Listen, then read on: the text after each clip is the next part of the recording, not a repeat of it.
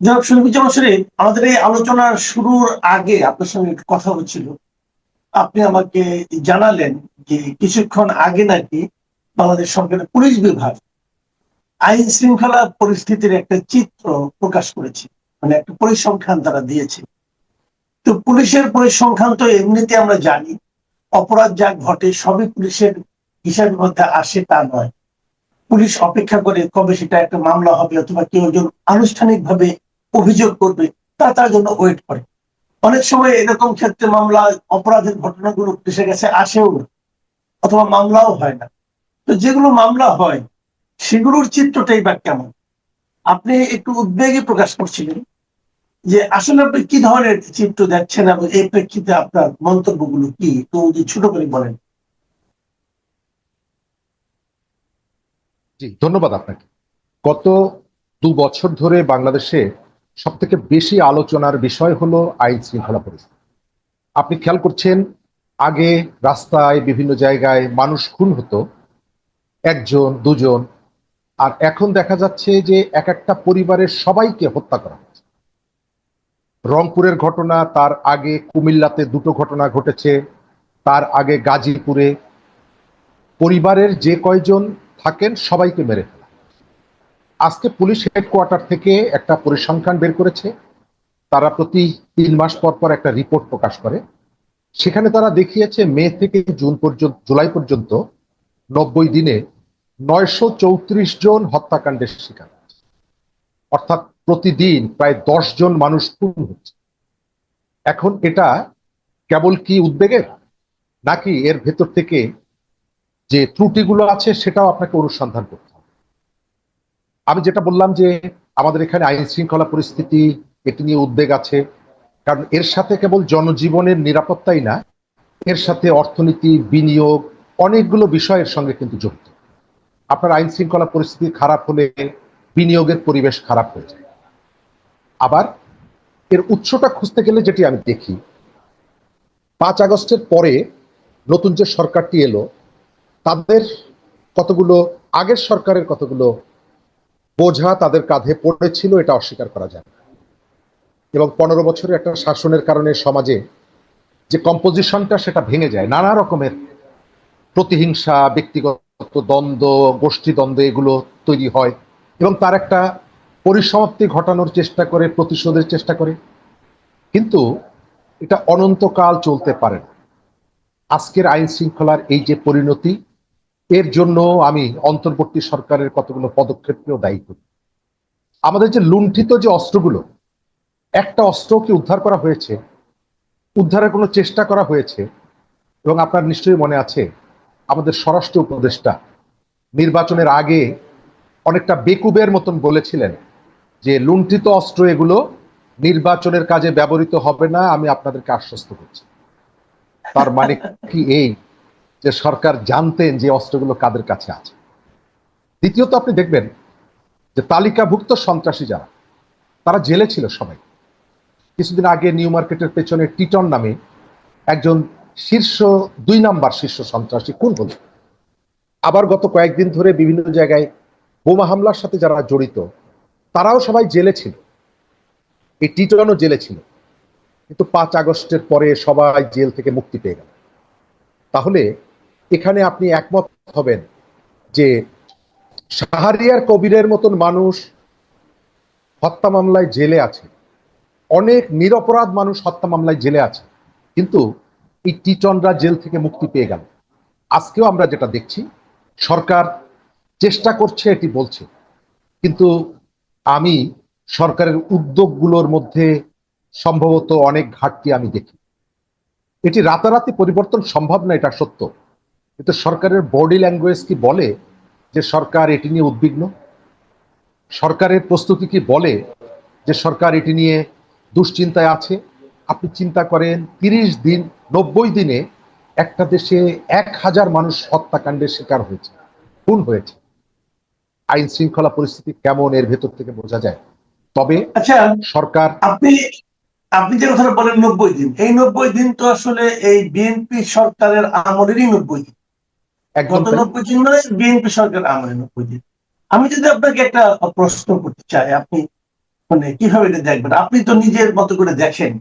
আমি এই 3টা টার্মকে তুলনা করতে চাই, যে ধরেন আপনার বর্তমান সরকারের সময়টা, অন্তর্বর্তীকালীন সরকারের সময়টা, অথবা এর আগের আহ, যে আওয়ামী লীগের সময়টা। আমি যদি ধরি এটা, তাহলে তুলনামূলক বিচার করলে আইন শৃঙ্খলা পরিস্থিতি কোন সময়টা আপনার জন্য বেশি উদ্বেগজনক ছিল বলে মনে হয় আপনার কাছে? আওয়ামী লীগ সরকার পুলিশের উপরে ভর করে রাষ্ট্র চালিয়েছে। জি। কেউ যদি কাউকে যদি তার চ্যালেঞ্জ মনে হয়েছে, তাকে বাসার থেকে টুস করে এসে ধরে নিয়ে গেছে, কিন্তু রাইট। রাস্তাঘাটে কোপাকুপি মারামারি এগুলো হয়নি। এবং মানুষের মধ্যে একটা ভীতি ছিল যে আমাকে রাতের বেলায় তুলে নিয়ে যাবে। অনেকেই ইচ্ছা থাকার পরেও অপরাধমূলক কর্মকাণ্ডে জড়ায়নি। কিন্তু অন্তর্বর্তীকালীন সরকারের যে ফিলোসফিটা ছিল, রাস্তাঘাটে মানুষকে পেটানো, এবং 4 জন 5 জন 10 জন এক হলেই যে পেটানো, এবং সেই যে মাৎসন্যায় যেটা ছিল, তার ধারাবাহিকতা আমরা এখন দেখছি। বিএনপির নেতাকর্মীদের একটা অংশ আওয়ামী লীগ দ্বারা নির্যাতিত হয়েছে সত্য, কিন্তু এখন তার জন্য আইনের মাধ্যমে তার প্রতিকার না করে সে তার শক্তি দিয়ে তার প্রতিকার করতে চাইছে। এবং সরকারের একটা ফিলোসফি হলো আওয়ামী লীগকে জেলে ভরার ভেতর থেকেই সরকার দেখাতে চায় যে এখানে অপরাধীদেরকে ধরা হচ্ছে। আপনার মনে আছে হাসনাত আবদুল্লাহর উপরে গাজীপুরে হামলা হয়েছিল অন্তর্বর্তীকালীন সরকারের সময়, এবং তারা জি। প্রেস কনফারেন্সে বলেছিল যে আমাদের উপরে 12-14 জন মানুষ এসে হামলা করেছে এবং তারা সবাই আওয়ামী লীগের। অথচ ব্লক রেড দিয়ে গাজীপুরে সেই সময় 350 মানুষকে গ্রেপ্তার করা হয়েছিল। আপনি অভিযোগ করছেন 14-15 জন, আর গ্রেপ্তার করছেন 350। এবং সেই সময়ের স্বরাষ্ট্র উপদেষ্টার একটা কথা নিশ্চয়ই মনে থাকার কথা, তিনি আওয়ামী লীগের উপরে এতটাই বিরক্ত এবং বিক্ষুব্ধ হয়েছিলেন, তিনি বলেছিলেন যে আগে ধৈর্য আনবা তারপরে মামলা দিবা।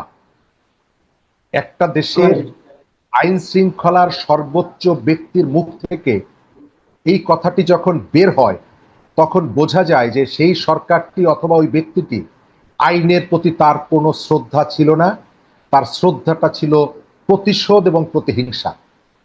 আজকের যে পরিস্থিতি, এর দায় বিএনপির আছে। আপনি আমার সাথে একমত হবেন যে বিএনপি, আপনি সরকারটাকে দেখছেন, কিন্তু দল হিসাবে কি বিএনপিকে কোথাও দেখছেন? মাঝে মধ্যে জিয়াউর রহমান, খালেদা জিয়ার কবরে ফুল দেওয়া ছাড়া আপনি বাংলাদেশে আর কোথায় বিএনপির পলিটিক্যাল অ্যাক্টিভিটি দেখেন? নয়াপল্টন থেকে আসার সময় আমার চোখে বিএনপি পড়ে, আর কোথাও পড়ে না। একটা গভর্নমেন্ট, পলিটিক্যাল গভর্নমেন্ট যদি হয়, তাহলে প্যারালালি তাকে তার দল, তার সংগঠনের রাজনীতিকেও চালু রাখতে হয়। তা না হলে দলের এই যে অলস কর্মীরা, তারা কোথায় যাবে? তারা নানা রকমের অপরাধের মধ্যে জড়িয়ে গেছে। পুলিশকেও এখন পর্যন্ত আওয়ামী লীগের সময় আওয়ামী লীগ ব্যবহার করেছে। আপনি এখন পুলিশের মধ্যে, আমি যেটা দেখি, সে কত বিএনপি তার মনের মধ্যে কিভাবে গেঁথেছিল গত 15 বছরে, সেটি প্রমাণ করার জন্য তার যে প্রাণান্তকর চেষ্টা, এটা আমি দেখি। পুলিশের কর্মকর্তারা এটা প্রমাণ করার চেষ্টা করেন যে ফ্যাসিস্টদের কারণে আমি বিএনপি কি প্রমাণ করতে পারি নাই, আজকে সুযোগ এসেছে আমি বিএনপির পরিচয় দেওয়ার জন্য। এটি প্রমাণ করার কাজটাই হচ্ছে তাদের কাছে মুখ্য মনে হচ্ছে একটা বড় অংশের কাছে। আচ্ছা, একটা বিষয় বলেন, যে আমি যদি ধরি যে একটা সরকার 6 মাসের তো যাওয়ার পর তারা কিছু চেঞ্জ করলো, কিছু নতুন লোককে নিল, কাউকে বাদ দিল না অবশ্য। তো আমি যদি সাফল্য ব্যর্থতার একটা হিসেব হবে, এমনটা আমি অন্তত ব্যক্তিগতভাবে আশা করেছিলাম, যে বলবেন যে অমুক মন্ত্রণালয় অথবা অমুক মন্ত্রী মিজারেবলি ফেল করেছেন, এরকম বলবেন। তো আমি আপনার কাছে এমনি, যদিও আমাদের মূল্যায়নের কোনো অর্থ হয় না, আমাদের মূল্যায়ন কোনো ভূমিকাও নাই, তবু আমার মনের শান্তির জন্য জানতে চাই আপনার কাছে, যে আমরা যদি ধরি গত 6 মাসে সবচেয়ে ব্যর্থ মন্ত্রী কে কে, আমি যদি 3 জনের তালিকা করি, সেই 3 জনের তালিকায় কি সালাউদ্দিন সাহেব থাকবেন?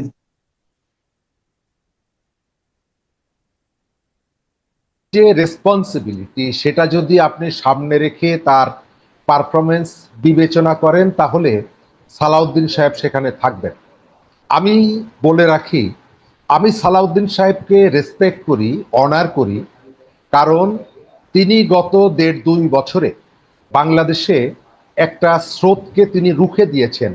বাংলাদেশের একটা রাজনৈতিক গোষ্ঠী ৭২-এর সংবিধানকে এক ধরনের প্রোপাগান্ডার মধ্য দিয়ে সেটাকে ব্যর্থ করে একটা নতুন সংবিধান চাপিয়ে দেওয়ার যে চেষ্টা করেছে, সালাউদ্দিন সাহেব যুক্তি তথ্য দিয়ে সেটিকে ব্যর্থ করে দিয়েছেন। এই কারণে তাকে আমি রেসপেক্ট করি। কিন্তু মন্ত্রণালয় পরিচালনার ক্ষেত্রে তার মনোযোগের এক ধরনের দুর্বলতা আছে, যথাযথ মনোযোগ সেখানে যাচ্ছে না, এবং কোনো কোনো ক্ষেত্রে আমি ওই যেটা বললাম, পুলিশের মধ্যে এক ধরনের প্রতিযোগিতা, বেটার পোস্টিং এর জন্য এক ধরনের প্রতিযোগিতা, এবং পুলিশের মধ্যে অর্থের বিনিময়ে পোস্টিং এর যে ধারাটা সেটাও কিন্তু এখনো বন্ধ হয়নি। বিএনপির স্থানীয় নেতারা পুলিশের উপরে প্রভাব বিস্তার করছে এবং পুলিশ কোথাও কোথাও এই কাজে ব্যস্ত থাকছে। মোহাম্মদপুরের একজন পুলিশ কমিশনার, পুলিশ কর্মকর্তা কয়েক মাস আগে বলেছিলেন যে আমি এখানে অপরাধ কমানোর জন্য যাদের সহযোগিতা চাই, তারপরে যে অপরাধীকে আমি ধরে নিয়ে আসি, ইনভেস্টিগেশনের এক পর্যায়ে তার মদতদাতা হিসাবে ওই লোকের কথাই বলেন যার কাছে আমি সহযোগিতা চেয়েছিলাম। তার অর্থ যে সরকার তার দলকে এখনো প্রস্তুত করতে পারেনি যে সরকারের আইন শৃঙ্খলা ইস্যুতে তার পাশে দাঁড়ানোর জন্য। এই কাজটা রাজনৈতিকভাবে এক ধরনের ব্যর্থতা। জি, আমরা এই সময় দেখলাম যে এই মন্ত্রিসভা পরিবর্তনের ক্ষেত্রে একটা মানে নতুন মন্ত্রী নিয়োগ করা হলো। একজন উপদেষ্টা, একটি পররাষ্ট্র উপদেষ্টা ছিল, ওনাকে পররাষ্ট্র মন্ত্রী হিসেবে নিয়োগ করা হলো, এবং মন্ত্রী হিসেবে নিয়োগের পরপরই তার নাগরিকত্ব নিয়ে একটি বিতর্ক তৈরি হলো, এবং প্রশ্ন করা হলো যে উনি যে ব্রিটিশ নাগরিক ছিলেন সেই ব্রিটিশ নাগরিকত্ব উনি ত্যাগ করেছেন কিনা।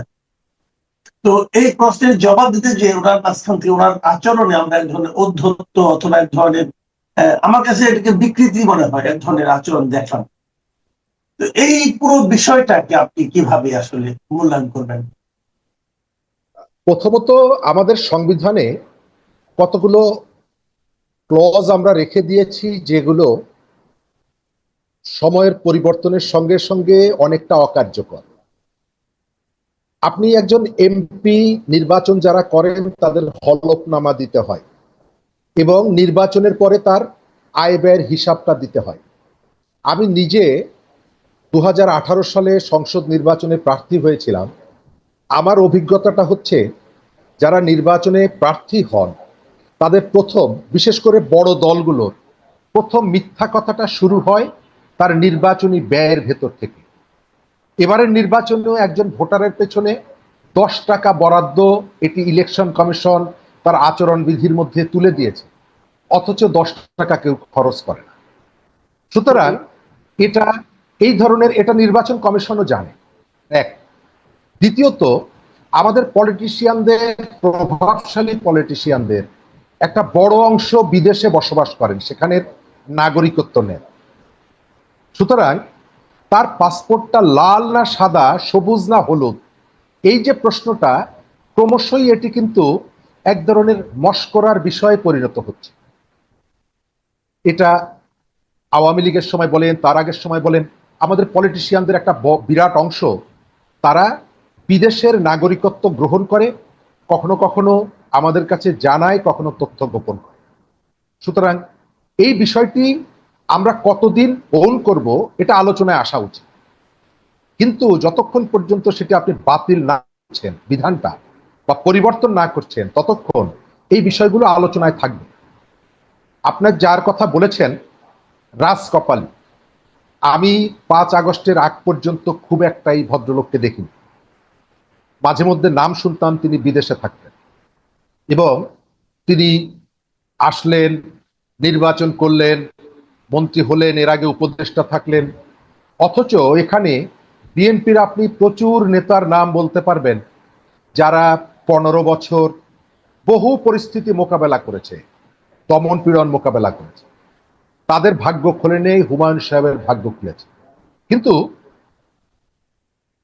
গতকালকে তিনি যেভাবে কথা বলেছেন, একজন মন্ত্রীর কাছ থেকে যে ধরনের সহনশীলতা প্রত্যাশা করে একজন গণমাধ্যম কর্মী, তার বিন্দুমাত্র তার মধ্যে ছিল না, এবং তার মনের মধ্যে এক ধরনের ঘৃণা, এটি তিনি গোপন রাখতে পারেননি। এবং আমার ধারণা তার উত্তর দেওয়ার যে বডি ল্যাঙ্গুয়েজ এবং যে শব্দচয়ন, তাতে তার বিরুদ্ধে ওঠা অভিযোগটি আমার কাছে সত্য মনে হচ্ছে। কারণ তা না হলে তিনি এইভাবে রিয়াকশনটা করেন না, তিনি স্বাভাবিকভাবে উত্তর দিতে পারতেন। একই সাথে এটাও আপনাকে আমি মনে করিয়ে দিই, যে পত্রিকার সাংবাদিক সম্ভবত রিপোর্টের ভিত্তিতে তিনি এই প্রতিক্রিয়া প্রশ্ন এবং প্রতিক্রিয়াটি জানিয়েছেন, প্রথম আলো। আমি প্রথম আলোর কাছেও একটি প্রশ্ন করতে চাই যে এর আগে ডক্টর ইউনূসের পুরো সরকারটাই ছিল বিদেশি নাগরিকদের। তাদের পোলের যে অন্যতম বুদ্ধিজীবী আলী রিয়াজকে তো আমরা প্রথম আলো পোলের বুদ্ধিজীবী হিসাবে চিনি। প্রথম আলো কখনো কি আলী রিয়াজ সাহেবকে জিজ্ঞেস করেছিল যে বিদেশি নাগরিক হওয়ার পরেও আপনি একটা দেশের সংবিধান লেখার দায়িত্ব কেন নিলেন? কখনো কি প্রশ্ন করেছিল যে বিদেশি নাগরিক হওয়ার পরেও আপনি কেন এই ধরনের একটা গুরুত্বপূর্ণ কাজে নিজেকে যুক্ত করলেন? এই যে আমাদের বিডার যে দায়িত্বে নিয়ে এসেছেন আশিক চৌধুরী, একজন প্রতিমন্ত্রীর মর্যাদা, গত এক বছরে এই ভদ্রলোকের আমরা যে পেলে পুষে বড় করছি, তার আউটপুটটা কি? এই প্রশ্নটা আমি করতে চাই। একই সাথে তিনিও তো বিদেশের নাগরিক।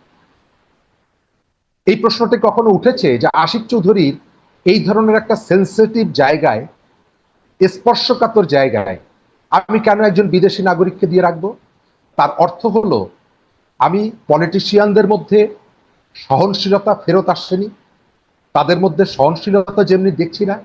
একই সঙ্গে এই বিষয়গুলো যারা পাবলিকের সামনে ফোকাস করে, তাদেরও এক একজনের এক এক ধরনের ইন্টেনশন কাজ করে। এক্ষেত্রে প্রথম আলোর কাছে আমার কাছে মনে হয়েছে এই বিষয়টা সামনে আনার পেছনে প্রথম আলোর বিশেষ একটা ইন্টেনশন আছে। জি, আচ্ছা, আরেকটা বিষয় একটু জানতে চাই আমি। এটা এই আলোচনাটা এটাই শেষ প্রশ্ন বেসিক্যালি।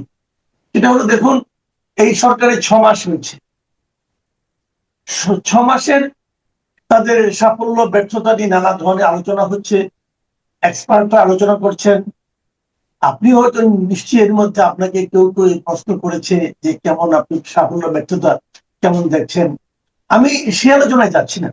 আমি জানি আপনি নিজে দীর্ঘদিন ধরে রাজনীতির সঙ্গে জড়িত, আপনি সাধারণ মানুষের সঙ্গে আপনার একটা সম্পর্ক আছে, আপনি মানুষের সঙ্গে কথা বলেন, যতটুকু আমি বুঝি। আপনি তো বিভিন্ন স্তরের মানুষের সঙ্গে দেখা সাক্ষাৎ আপনার হয়, সাধারণ মানুষের সঙ্গে হয়, বিভিন্ন পেশার লোকের সঙ্গে হয়, এমনকি আপনার বাসায় আপনার মানে মা বোনের সঙ্গে আপনার কথা হয়, আপনার স্ত্রীর সঙ্গে আপনার কথা হয়। তো এই যে মাস পিপুল যারা আছে, তাদের এই সরকারের প্রতি মানে অনুভূতিটা কেমন? তারা কি এই সরকারের খুব আশাবাদী হচ্ছে, নাকি হতাশ হচ্ছে, নাকি আরো সময় দিতে চাচ্ছে? আপনি কি দেখছেন সাধারণ মানুষের মধ্যে? প্রথম জায়গাটা একেবারে সাদামাটা ভাবে বলতে গেলে, সরকারের মধ্যে কয়েকটা পার্টকে আলাদা আলাদা ভাবে মানুষ দেখছে। প্রধানমন্ত্রীর কথা বলেন, তিনি কতগুলো জায়গা সংস্কৃতির পরিবর্তন, আচরণের পরিবর্তনের চেষ্টা করছেন, এই বিষয়টা মানুষ দেখছে এবং কোনো কোনো জায়গায় অ্যাপ্রিসিয়েট করছে। আবার একটা জায়গায় প্রশ্নও করছে যে যেহেতু প্রধানমন্ত্রীর অধীনের সরকার, তাহলে তাদের যে মন্ত্রীরা নানা বিতর্কে জড়াচ্ছে, তাদেরকে তিনি থামাতে পারছেন না কেন, অথবা তাদের বিরুদ্ধে ব্যবস্থা নিচ্ছেন না কেন, এই প্রশ্নটা আছে। দ্বিতীয় জায়গাটা হচ্ছে, মানুষের বিএনপির কাছে প্রত্যাশাটা ছিল কেবলমাত্র হেলথ কার্ড এবং ফ্যামিলি কার্ড না, একটা স্থিতিশীল সরকার। কিন্তু আমরা সেটা দেখতে পাচ্ছি না, এবং বিএনপি কোনো কোনো জায়গায় জামাত এনসিপির মতাদর্শ দ্বারা পরিচালিত হচ্ছে। বিএনপিকে শুধুমাত্র বিএনপির কর্মীরা ভোট দেয়নি। আপনি যাদের কথা বললেন সাধারণ মানুষ জীবনে কখনো বিএনপিকে ভোট দেয়নি, তারাও কিন্তু বিএনপিকে ভোট দিয়েছে। তাদের যে প্রত্যাশা যে এখানে প্রশাসনের ক্ষেত্রে মোটামুটি দল নিরপেক্ষ হয়তো হবে না, কিন্তু যোগ্য মানুষদেরকে এখানে পদায়ন করা হবে। কিন্তু আমরা যেটা দেখছি, গোপালগঞ্জ বিশ্ববিদ্যালয়ের উপাচার্য বিএনপির স্থায়ী কমিটিতে যারা নিয়োগ পেয়েছেন সম্প্রতি তাদেরকে চিঠি দিয়ে অভিনন্দন জানাচ্ছেন। মানুষ এটি আশা করেনি বিএনপির কাছে। আবার একটা ইনক্লুসিভ সোসাইটি গড়ে তোলার জন্য বিএনপির যে চেষ্টাটার কথা ছিল, অঙ্গীকার, সেই অঙ্গীকারের ব্যত্যয় আছে। বিএনপিকে যে আদিবাসীরা ভোট দিয়েছে, আপনি হঠাৎ করে স্বরাষ্ট্রমন্ত্রী গিয়ে বললেন এখানে আদিবাসী টাদিবাসী কিছু নেই। এটা কোন ফিলসফি থেকে, কোন সিদ্ধান্ত থেকে তিনি বললেন? তার অর্থ হচ্ছে মানুষকে বিভাজন করা হচ্ছে। আপনি তৌহিদি জনতা যাচ্ছে, তার দাবি মেনে নিচ্ছে, মানুষ এই তৌহিদি জনতাকে দেখতে চায়নি বলে বিএনপিকে ভোট দিয়েছে। এমনকি যারা মেলা চেয়েছে, সঙ্গীত চেয়েছে, নারী তার কর্মস্থলে যাবে এটা চেয়েছে, মানুষ ধর্ম পালন করবে এটা চেয়েছে, এমনকি কোনো মানুষকে জঙ্গি আখ্যা দিয়ে যাকে তাকে জেলে বন্দি করা হবে না সেটাও চেয়েছে। কিন্তু বিএনপি সেই জায়গাটায় আমার ধারণা মানুষের ওই মেসেজটা তারা বুঝতে পারছেন না। আমাদের এখানে একটা বিদ্যুৎ কেন্দ্র তৈরি করতে 5 বছর 4 বছর সময় লাগে সত্য, কিন্তু কাউরান বাজারের চাঁদাবাজি বন্ধ করার জন্য তো আপনার 4 বছর সময়ের প্রয়োজন। সেখানে একটা সরকার 6 মাসের নাকি 16 মাসের এটা বিবেচ্য বিষয় না। আপনি যদি পুলিশকে, আপনি যদি প্রশাসনকে সেইভাবে ডিরেকশন দেন, তাহলে প্রশাসন এদেরকে দমন করতে পারে না, এটা বিশ্বাস করি না। মানুষ এখন পর্যন্ত বিএনপি ব্যর্থ এটি বলতে চাইছে না, তবে বিএনপির প্রতি যে স্বপ্ন, যে আকাঙ্ক্ষা, সেটা ক্রমশই ফিকে হচ্ছে। সেটা বিএনপি পন্থী একটু সাধারণ মানুষও যদি বলেন, আর অন্যান্য সাধারণ মানুষ তো আছে। জি, অনেক ধন্যবাদ। প্রিয় দর্শক, আপনারা শুনলেন জনাব শরীফুজ্জামান শরীফ কতগুলি বিষয় কিন্তু খুব স্পষ্ট করেছে যে অনেক কিছুই আগের সরকারের উপরে দায় চাপাতে পারে, কিন্তু সবশেষে যে কথাটা বললেন যে চাঁদাবাজি থামাতে চাইনি, 6 মাস কোনো অজুহাত নয়। এটা তো 6 ঘন্টার সিদ্ধান্তের ব্যাপার, 6 ঘন্টাও লাগে না। তো আলটিমেটলি কতটুকু পেরেছেন, কতটুকু পারেননি, এটা। জি, ধন্যবাদ আমাকে আমন্ত্রণ জানানোর জন্য। জনাব রনি, আপনি দেখেছেন নিশ্চয়ই এর মধ্যে সরকারের 6 মাস অতিক্রান্ত হওয়ার পর নানা দিক থেকে নানা ধরনের আলোচনা হচ্ছে। সরকারকে কিছু কিছু কেউ কেউ প্রশংসা করছে, কেউ কেউ তার সীমাবদ্ধতাকে তুলে ধরছে। দু একটা পলিটিক্যাল পার্টি যে সমস্ত বক্তব্য আমরা দেখতে পাচ্ছি, যেমন আপনার জামাতে ইসলাম অথবা ধরেন আপনার এনসিপি, হ্যাঁ, তারাও কিন্তু নানা ধরনের কথাবার্তা বলছে। এনসিপির একটা পর্যালোচনা আজকে দেখলাম, তারা একদম টু দা পয়েন্টে কতগুলি বিষয় নিয়ে আলোচনা করবো। যেমন তারা বলতে চাইলো যে অর্থনীতি, বিদ্যুৎ, জ্বালানি ও কৃষি সংকটে জীবনযাত্রা বিপর্যস্ত হয়ে পড়েছে এবং এই সরকার এইগুলিকে ঠিক মতো চালাতে তো পারছেই না, বরং আগের চেয়ে খারাপ করে ফেলেছে। এই যে এনসিপির যে সমালোচনা, এটাকে আপনি মানে কতটুকু বাস্তবসম্মত মনে করেন? নাকি এটা কি কেবলই রাজনীতির জন্য নাকি আসলেও না, এর মধ্যে সমালোচনা দেখেন, এনসিপি খুবই একটা সুবিধাজনক অবস্থানে আছে। সুবিধাজনক অবস্থানে আসতে বলতে আপনারা ধরেন যে এনসিপি যে 18 মাসের যে সরকারটা, এই সরকারটা বেসিক্যালি লিড বাই এনসিপি জামাত আর কি। এবং এনসিপি এবং জামাতের মধ্যে আপনার পার্থক্য আদৌ আছে কিনা এটা নিয়ে একটা বড় প্রশ্ন কিন্তু আছে। যে তারা অনেকেই মনে করেন যে একই রাজনৈতিক আপনার কারখানার 2টা প্যাকেট বা 2টা মোড়ক হইলো, হ্যাঁ, আপনার একটা নাম জামাত আর একটা নাম এনসিপি, কিন্তু হ্যাঁ একই কারখানা থেকে তারা উৎপাদিত পণ্য। তো এরকম একটা প্রতিষ্ঠানের সমালোচনা, এবং যারা 18 মাসের একটা বিশৃঙ্খলাপূর্ণ গভর্নমেন্ট চালায় আসছে, তো তাদের যদি এত রেডিক্যাল প্রস্তাবনা থাকে এবং তারা যদি এত যোগ্য হয়, এবং তারা শুধু নিজেরা যোগ্য না, তারা যোগ্য লোক নিউ ইয়র্ক থেকে, ব্রাসেলস থেকে, লন্ডন থেকে, হ্যাঁ, প্যারিস থেকে ওরাই নিয়ে আসছে বহু জায়গার থেকে, তাই না? সো এই এত এত এত তো বিদেশি যোগ্য লোক নিয়ে আইসা তারা 18 মাসে কি করছে, এবং 18 মাসে বিভিন্ন সমস্ত দলেরই সমর্থন ছিল। তো বলে তারা যেখানে একটা কাঁচা নগদ তাজা ব্যর্থতার অভিজ্ঞতা জনগণকে দিয়ে তারপরে এখানে একটা নির্বাচিত সরকার, এই নির্বাচনটা কিন্তু আদায় করে নিতে হয়েছে। এটা যা বারবার কিন্তু বিএনপির একাধিক নেতা দেখবেন যে বলছে যে আমরা এই নির্বাচনটা আদায় করে নিয়েছি নানাভাবে। নির্বাচন দেওয়ার কিন্তু তাদের কোনো প্ল্যান ছিল না, তারা তো যে 5 বছর 10 বছর চাই ওদিকে নিয়ে চলে যেতে চাচ্ছিল। তো বলে এখন এখানে দেশে সমস্যা আছে, এটা সবাই জানে। বিএনপি মানে স্বীকার করে না ব্যাপারটা এরকম না। প্রধানমন্ত্রী একাধিক বিষয়ে ইতিমধ্যে দুঃখ প্রকাশ করেছে। হ্যাঁ, এবং এখন কথা হলো, হ্যাঁ দুঃখ প্রকাশ করলেই জনগণের কষ্ট তো লাঘব হয়ে যায় না। আপনার বাসায় বিদ্যুৎ নাই, গ্যাস নাই, এখন প্রধানমন্ত্রী দুঃখ প্রকাশ করলো, তাহলে তো আপনার রান্না হয়ে যাবে না।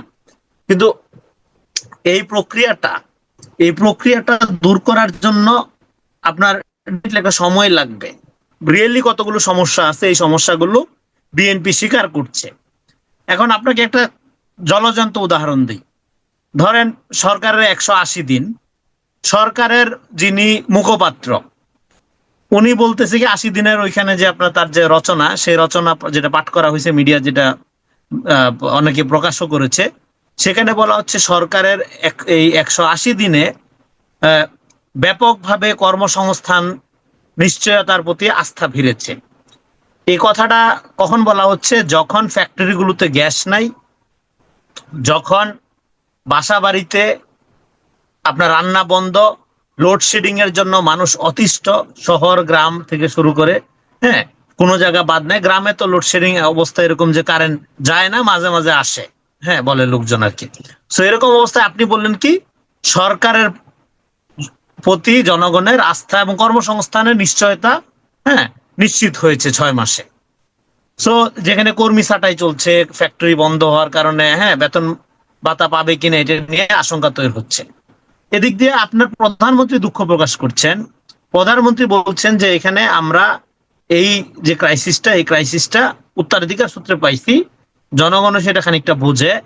প্রধানমন্ত্রী দুঃখ প্রকাশ করছেন এবং বলতেছেন যে আমরা দ্রুত এটা ফিক্সড করার চেষ্টা করছি যাতে স্বাভাবিক অবস্থাটা ঠিক রাখা যায়, এবং দীর্ঘমেয়াদী প্ল্যান যেটা এটা সংসদে তো দেওয়া হবেই, এই 27 তারিখ অধিবেশন শুরু হবে। সো এখন আপনি দেখেন তাহলে সরকারের ভেতর থেকে সরকারকে ব্যর্থ করাই দেওয়া হচ্ছে, জনগণের বিরুদ্ধে নিয়ে যাওয়া হচ্ছে সরকারকে। নাহলে সরকার প্রধান যখন দুঃখ প্রকাশ করছে আর আপনি যখন বলতেছেন যে ব্যাপক কর্মসংস্থানের প্রতি নিশ্চয়তা ফিরেছে 6 মাসে, তখন তো মানুষ এটা একটা যাহা মিথ্যা কথা হিসাবে এই সরকারের প্রতি বিরক্ত হবে এবং এটা বিশ্বাস করার কোনো কারণ থাকবে না। সো এই যে অসঙ্গতিটা, এইটা আপনাকে বুঝতে হবে যে তাহলে এবার মিডিয়ার অবস্থা দেখেন।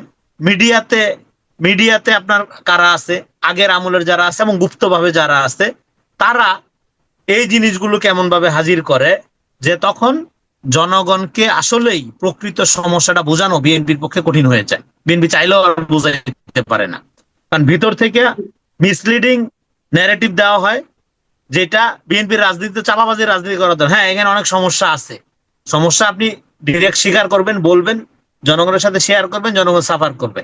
এটা এবার আপনি যে প্রশ্ন করলেন যে নাহিদ ইসলামদের প্রতি মানুষের তো কোনো আস্থা নাই। তারা যদি বয়ান দেওয়ার মধ্য দিয়ে, আপনি বললেন টু দা পয়েন্ট, তারা অনেকগুলো পয়েন্ট বলেছে। আমি তো বক্তব্য শুনলাম, আমি তো কোনো টু দা পয়েন্ট কথা পাইনি। আমি পেয়েছি পুরোটাই একটা বয়ান, পুরোটা একটা ন্যারেটিভ। এই সমস্যাটা সমাধান করার জন্য তার প্রস্তাবনাটা কি? সে যে বলতেছে আইন শৃঙ্খলার অবনতি হয়েছে। আপনার বাংলাদেশের যে কোনো মানুষ, হ্যাঁ আইন শৃঙ্খলা অবস্থা যে এরকম আশা করা গিয়েছিল একটা নির্বাচিত সরকারের পরে আর হবে, সেটা হয় নাই। এখনো আপনার পাড়া মহল্লায় ছোট ছোট সন্ত্রাসী গ্রুপ অ্যাক্টিভেট হয়ে উঠছে, আন্ডারওয়ার্ল্ড আবার মাথাচাড়া দিয়ে উঠার চেষ্টা করছে।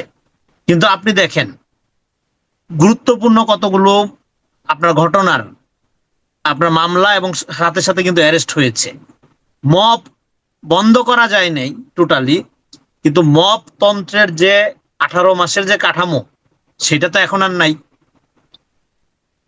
মানুষ থানাগুলোতে আপনার দলীয় পরিচয় ছাড়া থানাগুলোতে অভিযোগ নিয়ে যাওয়ার মাত্রা বেড়েছে, মামলা দায়ের করার প্রক্রিয়া বেড়েছে। আগে তো মামলা দায়ের ছিল না, বৈষম্য বিরোধী পরিচয়ে মীমাংসা করা হইতো। 18 মাসে একটা সালিসি, একটা প্যারালাল গভর্নমেন্ট ছিল, গভর্নমেন্টের বাইরে। তো ফলে এরকম একটা মবক্রেসির মধ্য দিয়ে ফাংশন করার পুরা প্রক্রিয়াটাকে একটা লিগেল ফরমেশনে, আইনের শাসনের দিকে নিতে আপনাকে তো এটা কালচারাইজেশন করতে হবে।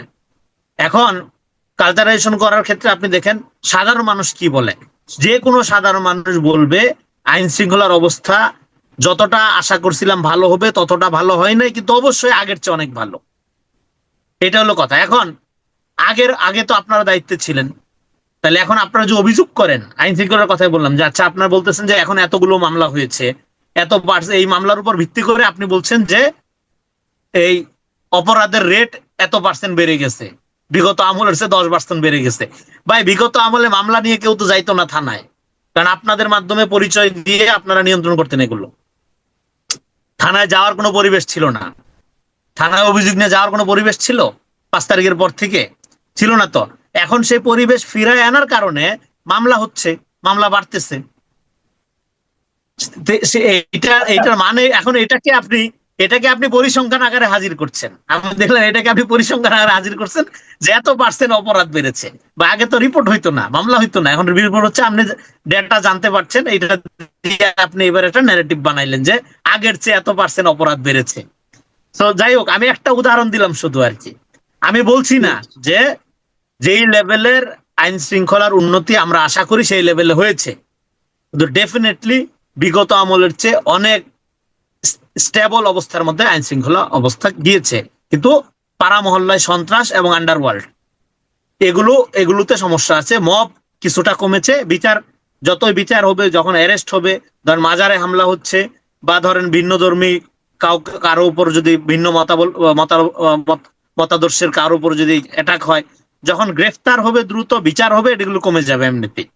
হ্যাঁ, বিচার ছাড়া এটা কোনো কমানোর কোনো সলিউশন নেই। এখন তাহলে একটা জিনিস একটু আমি বলতে চাই এখানে, যে ধরেন বৈষম্য বিরোধী আন্দোলনের প্ল্যাটফর্ম থেকে আপনারা তৈরি হইলেন, বৈষম্য দূর হবে, এটা আমাদের সবার আকাঙ্ক্ষা 5 তারিখের পরে। ওকে, বৈষম্য কোন ক্যাটাগরিতে, মানে কি অবস্থায় থাকে এটাই তো আপনারা জানেন না।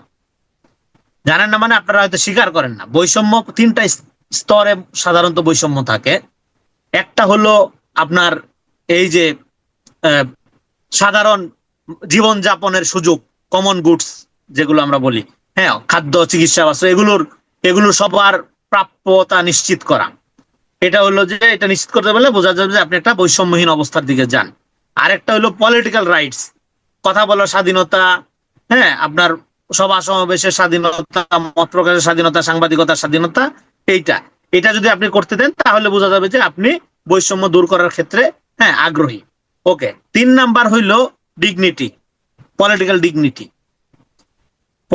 ডিগনিটি যদি আপনি রক্ষা করার উদ্যোগ নেন, রক্ষা করার প্রক্রিয়া হাঁটেন, বুঝতে হবে যে আপনি বৈষম্য নিরসনের চেষ্টা করেন। এবার এই 3টা যে কম্পোনেন্ট আমি বললাম, বৈষম্যহীন, হ্যাঁ, মানে ইনইকুয়ালিটি থেকে ইকুয়ালিটিতে একটা সোসাইটির যাত্রার জন্য বা একটা রাষ্ট্রের হ্যাঁ যাত্রার জন্য এই 3টা জিনিস লাগে।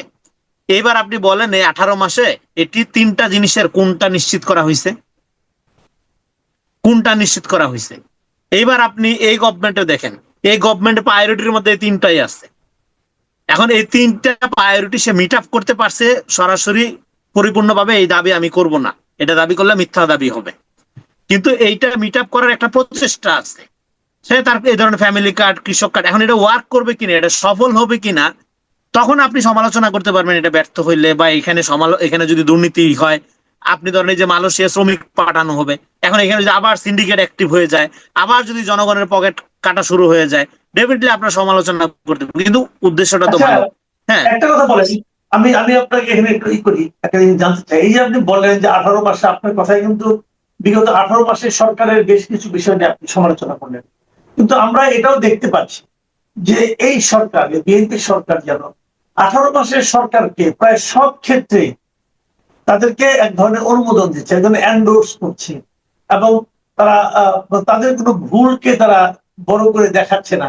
তারা যেমন, আমি দেখলাম যে আপনার বিদ্যুৎ বিষয়ে মন্তব্য করতে যে একটা জাহিদুর রহমান বললেন, উনি ব্যর্থতাটা চাপালেন যে হলো আওয়ামী লীগ সরকার। আওয়ামী লীগ সরকারের মাঝখানে যে 18 মাস গেল, এই 18 মাস যে কাজটা করা উচিত ছিল বিদ্যুৎ খাত, যে কাজ করা করেছে কি করেনি সেটা নিয়ে কোনো কথা বলো না। আমি একটা পত্রিকায় দেখলাম একটা রিপোর্ট, সেই রিপোর্টে বলা হচ্ছে যে এই ইউনূস সরকারের বিরুদ্ধে যে মামলাগুলি হয়েছে, এবং যেমন আপনার ধরেন এই যে হামের টিকা নিয়ে, হ্যাঁ, বিমান দুর্ঘটনা নিয়ে, এবং এরকম যে মামলাগুলি হয়েছে, সবগুলি মামলা একটা মামলাও তো গ্রহণ করা হয় না, এবং সেই মামলাগুলির সিদ্ধান্ত এসেছে বিচারকের খাস কামরা থেকে। এ ধরনের কথাও কিন্তু বলা হয়েছে। তাহলে কি অনেকে বলছে, আপনি কি মনে করেন এই মানুষগুলির কথা, যে যারা বলছে যে এই সরকার ইউনূস সরকারের কোনো ভুলকে সামনে আনতে চায় না, অথবা কোনো অপরাধ করে থাকলে ইউনূস সরকারের কেউ তাদের কোনো বিচার করতে চায় না, এটা কি ঠিক? না, এটা তো ধরেন আপনি যদি সামনে আনতে নাও চান, হামে যে শিশুরা মারা যাচ্ছে এটা তো আপনি লুকাইতে পারবেন না। বিদ্যুতের এই যে ক্রাইসিস এখন শুরু হয়েছে, হ্যাঁ, এটা যে মানুষ সাফার করতেছে এটা তো আপনি লুকাইতে পারবেন না। ইউনূস সরকারের যে ব্যর্থতা, এটা তো এফেক্টেড হয়েছে বাংলাদেশ, এটা তো আপনি লুকাইতে পারবেন না। হ্যাঁ, কিন্তু এই সরকারের সবাই এটা আপনার লুকাইতে চায় বা আনতে চায় না, আমি এটা মনে করি না। এখন এখানে জাহিদুর রহমান কেন এটা বলতেছে, এটা উনি ভালো বলতে পারবেন, আমি জানি না। তবে আওয়ামী লীগ সরকার তো এটা কাঠামোগতভাবে একটা সবকিছুতে তারা একটা লুটপাটের সিন্ডিকেট গড়ে তুলছিল, এটা সবাই জানে। কিন্তু এইটা 18 মাসে এই যে ফয়জুল কবির নামে যে ভদ্রলোকটি ছিল, হ্যাঁ, যিনি মোটরসাইকেলে চড়ে ঘুরে বেড়াইতো, পিআর ক্যাম্পেনিং করতো, এবং বিভিন্ন মন্ত্রণালয়ে উনি পাওয়ার খাটাইতো, এবং নিরপেক্ষ সাইজা জামাতকে শক্তিশালী করার, হ্যাঁ, সমস্ত আপনার প্রক্রিয়া উনি যে এখানে বাস্তবায়ন করছে, এবং বিশাল প্রতিভাবান, বিশাল যোগ্য জ্ঞানী লোক হিসাবে দেখাইছে। তো 18 মাসে ওনার অবদান কি, বিদ্যুৎ সেক্টরের অবদান কি, এই প্রশ্ন তো তোলা উচিত। এই প্রশ্ন সরকার না তুললেও মানুষ তো বসে থাকবে না, আমরা তো আমরা তুলবো। এই প্রশ্নটা তো সরকারই তোলা উচিত, এটা বাংলাদেশের জনগণ তুলবে, সাধারণ মানুষ তুলবে, আপনি আমি তুলবো। এবং আমরা সরকারকে আহ্বান জানাবো, বিগত আমলে যারা দায়িত্ব পালন করেছে প্রত্যেকের ব্যাপারে তদন্ত হইতে হবে। আচ্ছা, এটা আপনি সময় নিয়ে করেন, ঠিক আছে, আপনি সময় নেন, এখনই করেন তা না। যারা দায়িত্ব পালন করেছে, এটা ভবিষ্যতে তো আমরা আবার তত্ত্বাবধায়ক সরকার ফরম্যাটে যাব, আমরা তো নিরপেক্ষ নির্দলীয় সরকারের অধীনে নির্বাচনের ফর্মুলাতে যাব, তাই না? তাহলে এটা একটা অস্বাভাবিক অবস্থা ছিল গণঅভ্যুত্থানের পরে, আমরা জানি। কিন্তু এই অস্বাভাবিক অবস্থার সময়ও যারা দায়িত্ব পালন করেছে, প্রত্যেকের ক্যারিয়ারের স্বার্থে, তাদের নিজেদের স্বার্থেও এইটার একটা সহি আমলনামা জনগণের কাছে থাকা উচিত, যে তাদের এই সফলতা, এই ব্যর্থতা, এই জায়গায় তারা দুর্নীতি বন্ধ করতে পারে নাই, এই জায়গায় তারা সততায় পরিচয় দিচ্ছে, কোনো সমস্যা নেই। প্রত্যেকের ব্যাপারে একটা ক্লিয়ারেন্স আপনার থাকা দরকার। প্রত্যেক উপদেষ্টার, হ্যাঁ, আপনার আয় ব্যয় ওই 18 মাসের তাদের পুরা রিপোর্ট জনগণের জানার অধিকার আছে। তাহলে যেটা হবে, আগামীতে যারা নন পলিটিক্যাল লোকজন যারা দায়িত্ব পালন করবে, তারা আর এত উদ্গ্রীব হবে না দায়িত্ব পালন করার জন্য, যে এটা তো জবাবদিহিতার আওতায় আসতে হয়। হ্যাঁ, আমি গেলাম 3 মাস 6 মাস 18 মাস ক্ষমতায় থাকলাম, তারপরে যা খুশি তা করলাম, হ্যাঁ, এইটা তো চলতে পারে না। যাতে নন পলিটিক্যাল কোনো লোকজনকে, তথাকথিত সিভিল সমাজ, সুশীল সমাজ যাদেরকে বলেন, এরা যদি কখনো আবার আগামীতে রাষ্ট্র পরিচালনার দায়িত্বে আসে, তারা যাতে এই চাপটা ফিল করে, এই আপনার গরজটা ফিল করে, যে আমাকে সততার সহিত দায়িত্ব পালন করতে হবে, না হলে আমার এই শ্বেতপত্র বা আমার আমলনামা পরে কিন্তু জনগণের সামনে হাজির করা হবে। ফলে এইটার একটা কালচার ডেভেলপ করার জন্য, এটা আমি 5 তারিখের পরের থেকে বলতেছি, যে যারা দায়িত্বে যাবেন এরপর থেকে প্রত্যেকের আমলনামার একটা রিভিউ লাগবে, এবং এখন যারা সরকারে আছেন তাদেরও একটা রিভিউ লাগবে, যারা গুরুত্বপূর্ণ দায়িত্বে আছেন। এটা হইলে একটা কালচার তৈরি হবে। তা না করলে প্রত্যেক বছর যখন আপনি নতুন নতুন লোক আসবেন, এরা আসবে, নাক ডুবা লুটপাট করবে, জনগণের টাকা নিয়ে চলে যাবে, তারপরে আবার আরেকটা দল আসবে, তারপরে আবার এইটা চলতে থাকবে আর কি। আচ্ছা, একটা কথা, এই যে আপনি বললেন, এই যে আপনি একটু আগে বললেন যে আপনি অনুভব করছেন, আপনি ধারণা করছেন, মনে হচ্ছে আপনার কাছে যে সরকারের ভেতরে থেকে সরকারকে ব্যর্থ করে দেওয়ার দুর্বল করা হচ্ছে। চলছে। তাহলে আপনি কি মনে করেন যে কথাটা আমরা নির্বাচনের সময় বা বিভিন্ন সময় মাননীয় প্রধানমন্ত্রীর কণ্ঠ শুনেছিলাম, যে গুপ্ত, হ্যাঁ, তো সেই ধরনের গুপ্ত বিশেষ কিছু গুপ্ত শক্তিকে সরকারের মধ্যে জায়গা করে নিয়েছে বলে আপনি মনে করছেন? যদি নিয়ে শুধু থাকে, জায়গা করে নেয় নাই, সেটা বের হওয়ার শক্তিশালী উপায় অবস্থান নিয়ে নিছে, শক্তিশালী ভাবে আছে। নেই। তাহলে শুধু জায়গা করে নিলে সেটা- সমস্যা নেই। তাহলে এই গুপ্তদেরকে বের করার উপায়টা কি? গুপ্তদেরকে এখান থেকে, গুপ্তদের হাত থেকে সরকারকে আপনি কিভাবে রক্ষা করবেন? এখন বিএনপি একটা হিউজ অর্গানাইজেশন, বিএনপির বিপুল জনসমর্থন আছে। বিএনপির যারা জনসমর্থক, যারা এখানে বছরের পর বছর আন্দোলন করেছেন, সংগ্রাম করেছেন, মাঠে ঘাটে ঘুরেছেন, মামলা হামলা জর্জরিত হয়েছেন, তাদের আগায় আসতে হবে পার্টিকে রক্ষা করার জন্য। কারণ এই পার্টিকে যারা যদি রক্ষা না করতে পারে, তাহলে যারা বিভিন্ন আপনার দেখেন, একটা দল চালাইতে পলিটিক্যাল সমর্থকও যেরকম লাগে, আবার এক্সপার্ট লোকজনও লাগে। কিন্তু এক্সপার্ট লোকজন যখন পলিটিক্যাল সমর্থক বা পলিটিক্যাল এই ক্যাপিটালটাকে ডাইভার্ট করে, বা পলিটিক্যাল এই ক্যাপিটালটার উপরে আপনার ফাংশন করা শুরু করে, তখন সেই পলিটিক্যাল পার্টি এবং সেই সরকার সফল হইতে পারে না। সরকার সফল হইতে হইলে তাকে পলিটিক্যাল সোসাইটির মধ্য দিয়ে ফাংশন করতে হয়, নট এক্সপার্ট। এক্সপার্টরা কাজ করবে, এক্সপার্ট আপনি হায়ার করে আনতে পারবেন, কিন্তু আপনার দলের লয়াল কর্মী যে জীবন বাজি রেখে 18 বছর লড়ছে, হ্যাঁ, কোনো কিছুর তোয়াক্কা করে না, শুধু দলকে ভালোবেসে, তাকে যদি আপনি অবমূল্যায়ন করেন, আপনি বিপদের দিনে এক্সপার্ট আপনাকে রক্ষা করবে না, সে কিন্তু পালাবে। তার টিকিট রেডি আছে, কিন্তু আপনার কর্মীটা পালাবে না। ফলে আপনি আপনার কর্মীর কথা শুনবেন।